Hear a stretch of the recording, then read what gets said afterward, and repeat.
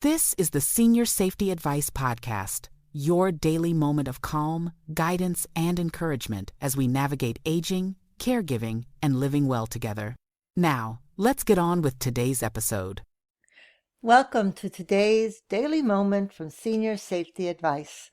I'm Esther Kane, and today we're talking about something that touches nearly everyone at some point: how to stay connected when you feel isolated. Now, you might not talk about it much, but loneliness can sneak in quietly.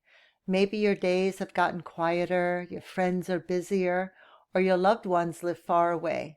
Or maybe you're a caregiver, and while you're surrounded by people, you still feel emotionally alone.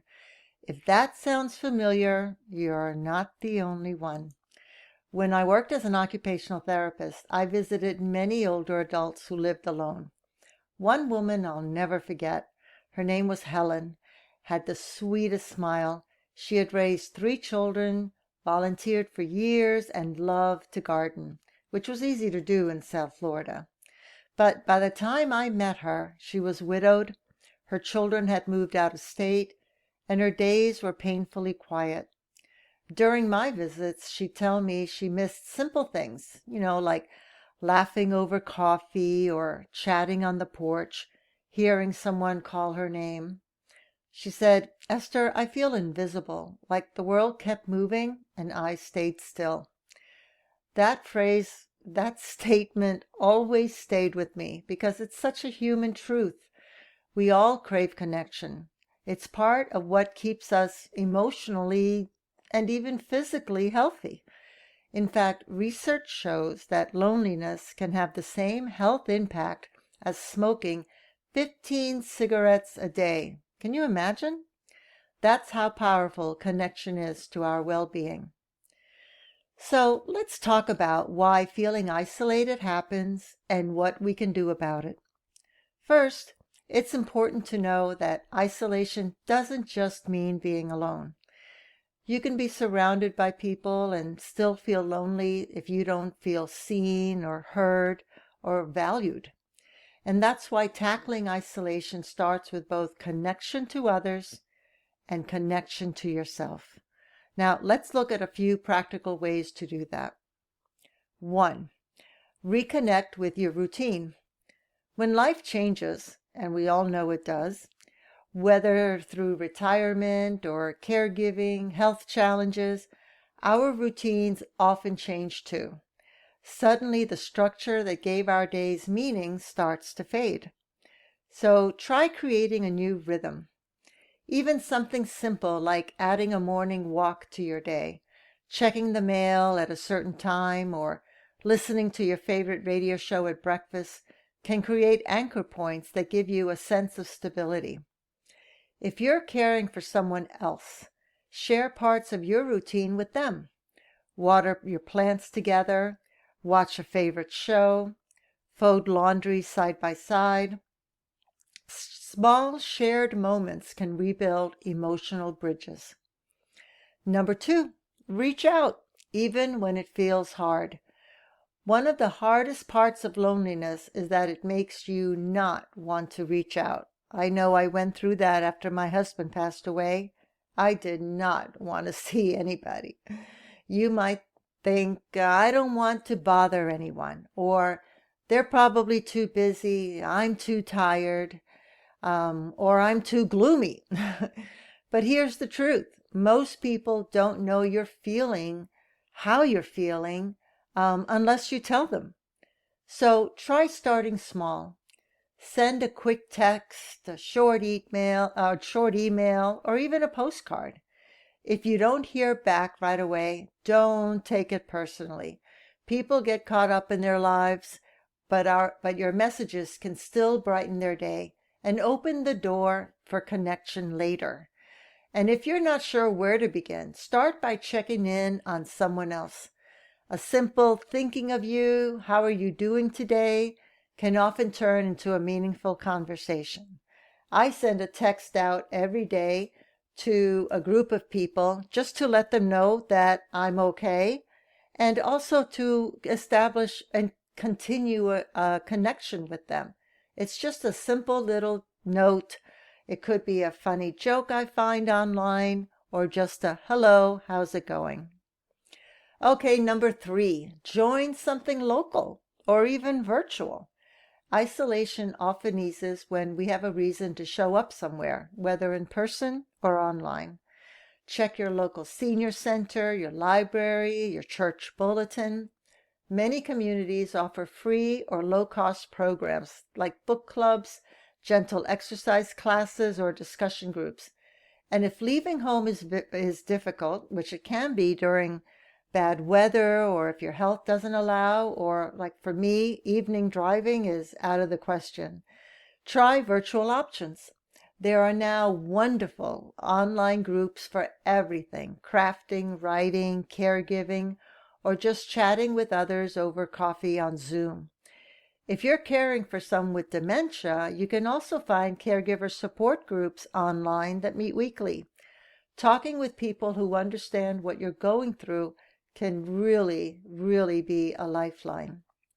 My mom-in-law was 100 years old, and she was part of a Zoom singing group of elder adults who got together on Zoom once a week and sang.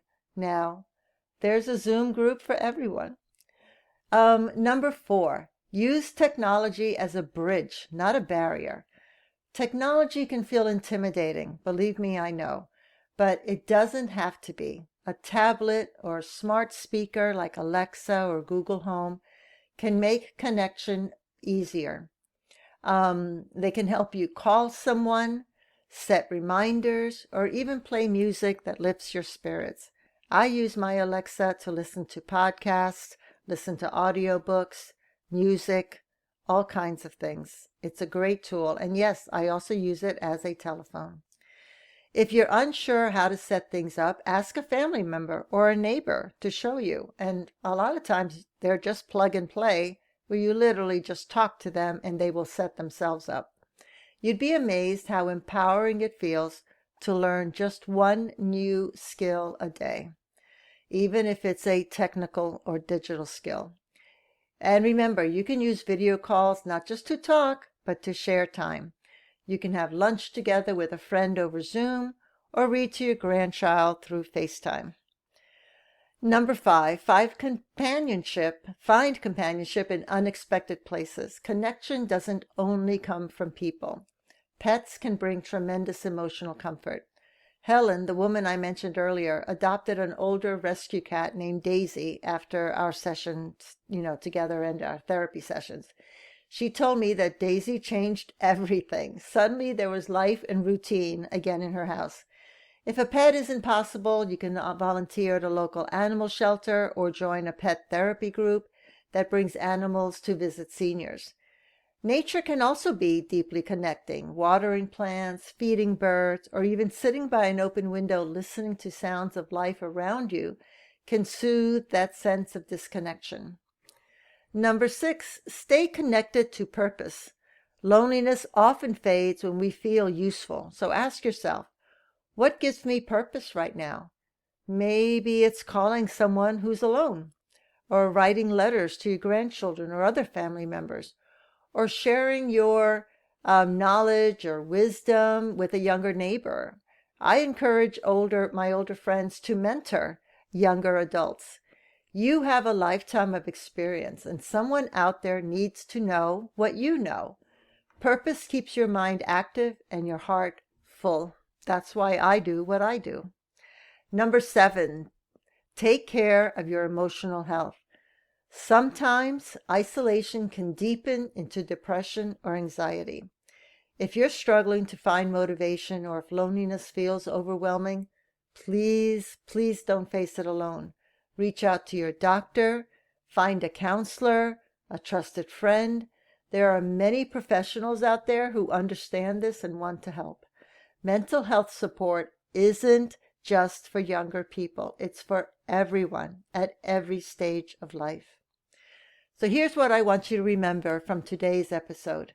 You're not alone in feeling lonely. It's actually becoming more of an epidemic. Connection doesn't have to be complicated. It can start with a smile, a call, or just a short note. Purpose and routine bring meaning. And when you have something to look forward to, even something small, it changes how the day feels. Technology can be your friend. Use it wisely. It can keep you close to the people you care about. Even when life feels quiet, connection is still possible, and you are still needed in this world. Thank you so much for joining me today. If this episode spoke to you, share it with a friend or a family member. You'll find more at seniorsafetyadvice.com. Come back tomorrow for another daily moment of calm, guidance, and encouragement as we navigate aging, caregiving, and living well together. Until then, take care of yourself and the ones that you love. This podcast is part of our mission to help older adults live safely and independently. If you'd like to take the next step, visit aginginplacedirectory.com, where you'll find specialists, helpful resources, and inspiration to make every home your place to thrive.